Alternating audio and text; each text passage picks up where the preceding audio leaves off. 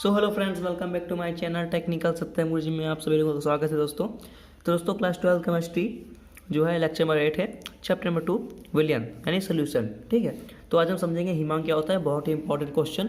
कल हम लोगों ने समझा था कि क्वथनांक क्या होता है। आज समझेंगे हिमांक, हिमांक का अवनमन और हिमांक का नियम।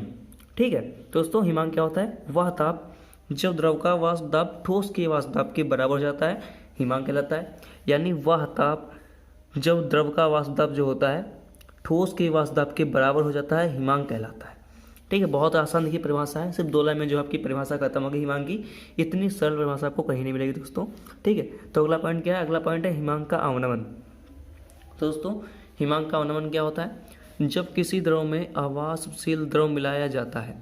ठीक है, आप लोग को मैं कल ही बताया था कि अवनमन क्या होता है, उन्नयन क्या होता है। ठीक है, यानी उन्नयन वो होता है जब कोई चीज़ बढ़ती है और अवनमन वो होता है जब कोई चीज़ घटती है। ठीक है, तो दोस्तों देखिए, जब किसी द्रव में अवाष्पशील द्रव मिलाया जाता है तो उसका हिमांक घट जाता है। तो हिमांक घटेगा तो हिमांक का अवनमन हो जाएगा दोस्तों। ठीक है, तो हिमांक जब घट जाता है तो हिमांक का अवनमन हो जाता है। देखिए वही लिखा है, हिमांक की यह कमी हिमांक का अवनमन कहते हैं। इसे जो है डेल्टा टी एफ से दर्शाते हैं। तो डेल्टा टी एफ बराबर delta T F 1 minus delta T F 2। ठीक है, अब दोस्तों देखिए बहुत आसान सी परिभाषा हो गई। ठीक है, और आपका देखिए कि ये जो है सूत्र एक निकल के जो आ गया है और बहुत ही जो है इंपॉर्टेंट सूत्र है आपका ये।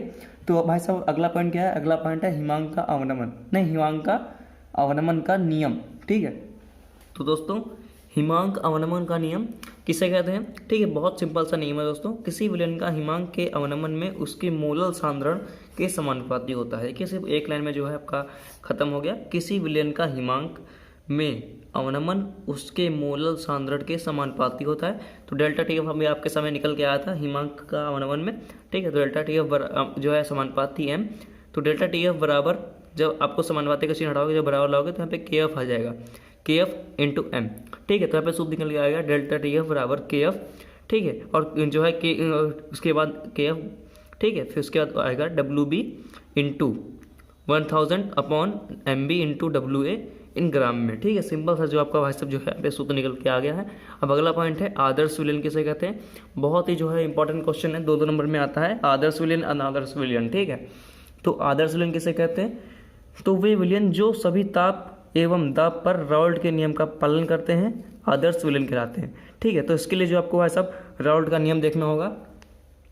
राउल्ट का नियम आपको मालूम होना चाहिए। मैंने आपका राउल्ट का नियम पढ़ाया है लेक्चर जो है 6 में।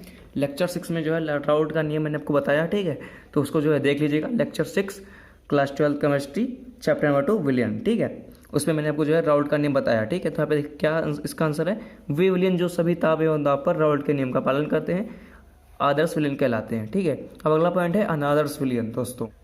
सो फ्रेंड्स, अनादर्श विलयन किसे कहते हैं? अनादर्श विलयन किसे कहते हैं? वे विलयन जो सभी ताप एवं दाब पर राउल्ट का नियम का पालन नहीं करते हैं, अनादर्श विलयन कहलाते हैं। सिंपल सा जो है उसका अपोजिट हो गया।